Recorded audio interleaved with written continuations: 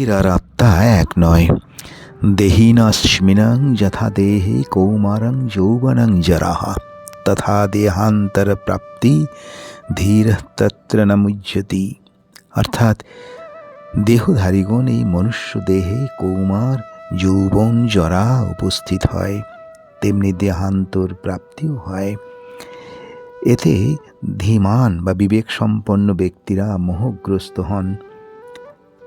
সকল ভূত প্রাণী সহ মানুষের জন্ম থেকে মৃত্যু পর্যন্ত বাল্য যৌবন বৃদ্ধা অবস্থা আসে, সদা তার পরিবর্তন হয়, কিন্তু শরীরের মধ্যে আত্মার কোনো পরিবর্তন হয় না।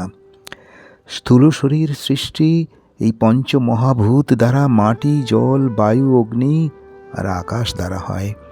এই বিশ্ব সংসারে একটি বৃক্ষ, কীট, এই 5টি উপাদান দিয়েই সৃষ্টি। বৃক্ষকেও দেখা যায় একটি ক্ষুদ্র বীজ থেকে বিশাল বৃক্ষ হয়, তেমনি প্রাণীরাও মাতৃগর্ভে একটি ছোট্ট কোষ থেকে কোটি কোটি কোষযুক্ত প্রাণী বা মানুষে পরিণত হয়। এই 5টি তত্ত্বের দ্বারা আবার এদের নিয়ম ও অনিয়ম, প্রাণী ও মানুষ সুস্থ অসুস্থ হয়ে থাকে। হৃদয়াকাশে বাসকারী আত্মার কোনো বৃদ্ধি, হ্রাস বা সুস্থ অসুস্থ হয় না। মানুষ তার প্রকৃতি ও কর্মফল অনুসারে বৃক্ষাদি, কীটপতঙ্গ, পশুপক্ষী আদি 84 লক্ষ জন্মের পর মনুষ্য জন্মগ্রহণ করে।